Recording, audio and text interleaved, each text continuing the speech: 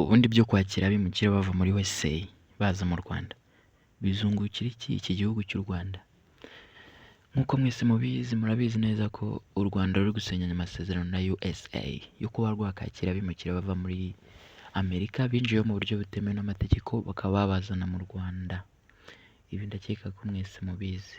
So umwimukira uzi ko adafite icyangombwa ari muri USA azajya azanwa mu Rwanda atangire process zo kuba yashaka ibyangombwa byo kuba yakerekezayo mu buryo bwemewe n'amategeko, ariko akabikorera ku butaka bw'u Rwanda apana ku butaka bwa Amerika.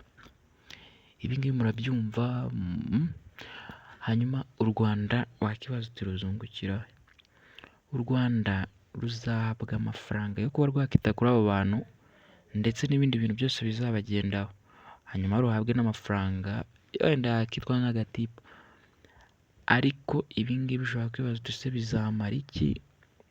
Nanone ibi ngibi bizatuma hari n'ibindi biganiro biriho by'uko viza ku banyarwanda bava mu Rwanda bajya muri USA ishobora kuba ubuntu, ku buryo ubugenderanire hagati y'ibihugu byombi cyangwa se bizinesi zajya zikorwa mu buryo bworoshye, abanyarwanda bakajya gushora imari muri USA n'abanyamerika bakaza mu Rwanda mu buryo bworoshye.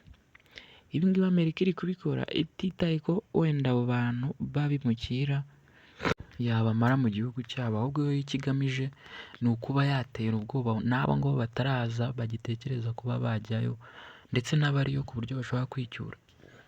Ni ukuvuga ngo umwimukira utarajyayo azajya amanza atekereze kabiri ati ninjyayo bakansubiza muri Afurika n'ubundi cyangwa bakanjyana mu Rwanda nzabaho ne, agatekereza kabiri aho kugira ngo ajyeyo nta byangombwa, akaba yabishaka akajya afite ibyangombwa. So nicyo ngicyo bizafasha n'u Rwanda, bikarufasha kugira imikoranire myiza na USA, harimo nyine izo viza z'ubuntu n'andi mafaranga nyine.